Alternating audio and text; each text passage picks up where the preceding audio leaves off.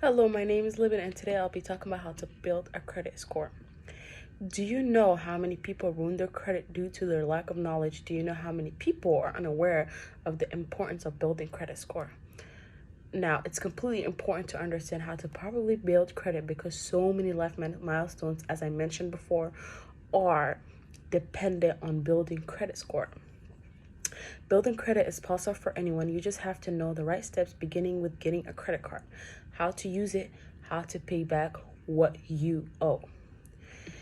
Anyone can build their credit score with the proper knowledge. Today, I'll be talking about 3 points, which will help someone build their credit. First thing first is to get a credit card. Use a credit card consistently, but never overkill it. Make sure to pay it all off before the due date and on time. Buying a home or an expensive car can seem impossible, but the high prices nowadays, however, building good credit can help with that. You have to begin with getting a credit card. If your goal is to build credit, it's important to avoid accounts that don't report for the credit bureaus. That includes prepaid, most utility accounts according to Bad Credit Org. I almost signed up for the first credit card company that sent me mail, but my mom taught me how to research on the different companies to choose what was right for me. According to Microsoft News, speedy credit approvals usually take place when your credit card application is completely filled out and your credit score and income are sufficient to qualify with any questions. On the other hand, card issuers have to reach out to you for more information or proof of your income or another claim. This is important to understand because it isn't always as easy as signing up for one and receiving it. As I mentioned earlier, I wanted to sign up for the first company that sent me a mail, so I also didn't know that all that was entitled. Once you've applied and been approved, the next step is pretty easy. Use a credit card consistently, but don't overdo it. Again, according to Bad Credit Org, someone who maxes out their credit cards carries a high revolving daily balance will appear as a potential risk to lenders. Hearing stories from my parents when they got their first credit card and not understanding how to maintain balance and just consistently using it led them to a lot of debt.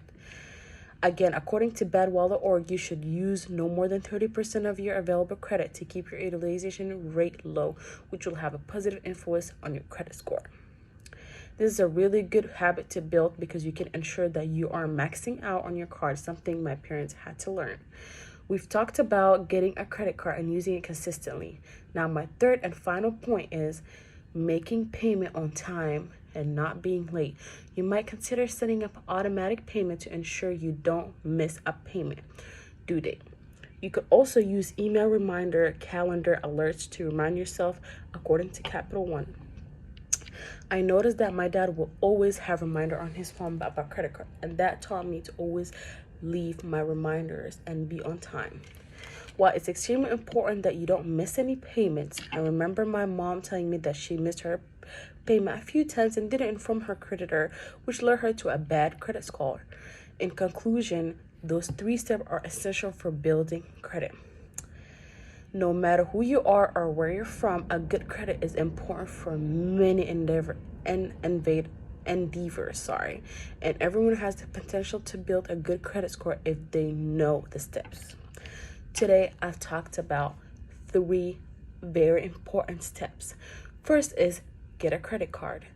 After doing all the research, for example, opening an account with a certain credit company that you want to work with. It's important. Second thing is it's important to use the credit card without all the available balance. For example, going on shopping spree, maxing out the credit card isn't a good habit to help your credit card. That would only make you lose your credit score. Third thing is paying back all debts accumulated from credit score is the most essential point. For example, before the 30-day mark comes around, making all credit payment is the best option. Tie down is the data shows about 70% of Americans have credit cards, so it's definitely an important part of finances that should be taken very seriously.